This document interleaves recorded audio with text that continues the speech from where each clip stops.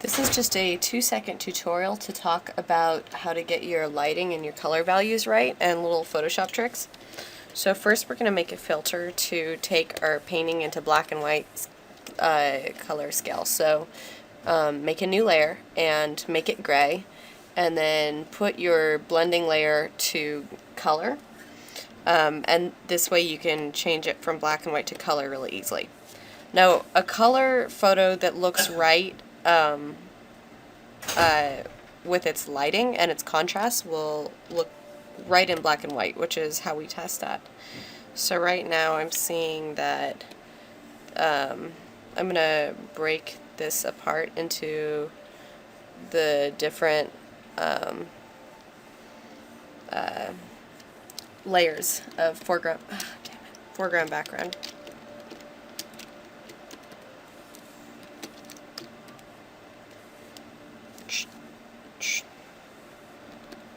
Okay, so I'm going to utilize my layer mask, so I'm going to go down here and make a brightness contrast layer mask, and from here I can just control this little section, and then I can make sure this is selected and get my brush tool. I'm hitting F5 to get my brush tips, and I'm going to hit transfer to put opacity jitter on with pen smoothing.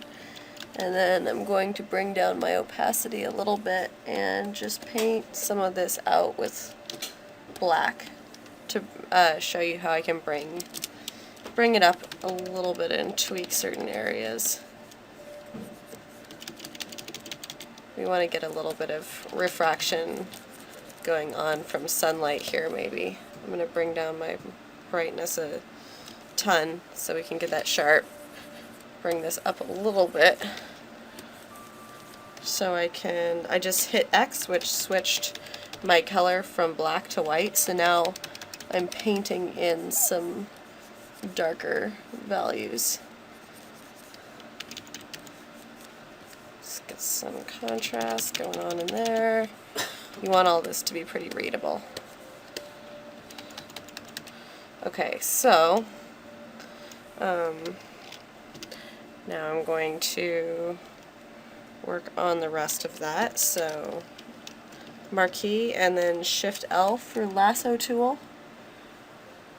Shift L scrolls through all the different versions of Lasso that we have available.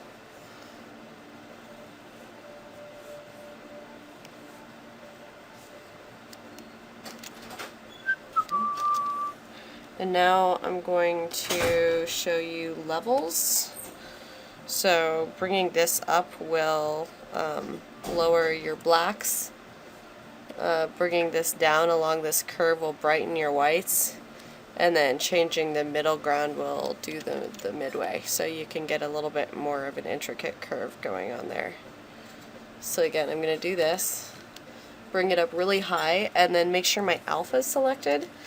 And I'm going back to black, bringing the opacity down a little bit, and painting it in so that the masking area being selected that I want it is about, you know, a gray, and then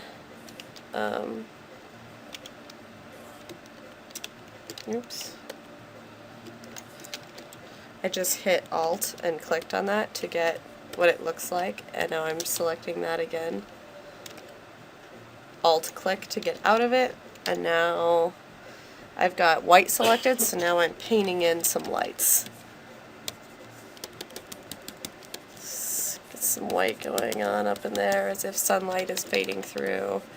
I want a light hot spot here so that it can bleed onto the tree a little bit. And then maybe I want some darks. So I just switched with X and brought my opacity up. And I'm going to paint in some shadowing here. I like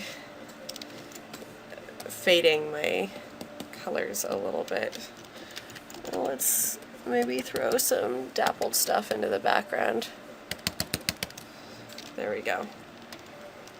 And then maybe I want to add a little bit of some white going on. I'm going to Control I to invert with the alpha mask selected, so now it's all black. X to switch, so I'm now using my white, bring down my opacity, and then just paint in some color bleeding here. Blur bleeding.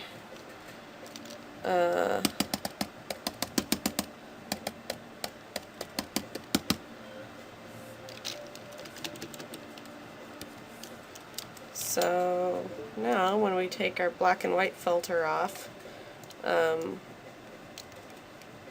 we have just some basics there, and we can bring these values down with our layer mask things if we want.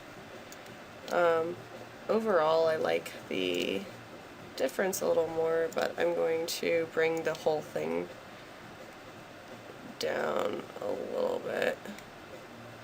And then from there, I'm going to select all of these and Control G to group so I can clump them and then just quickly look at the difference. And then from there, I hit Alt Control Shift E to merge into a new layer. And then from there, you can start sampling and painting in. So that's some really quick cheater tricks. And of course, I love caustics.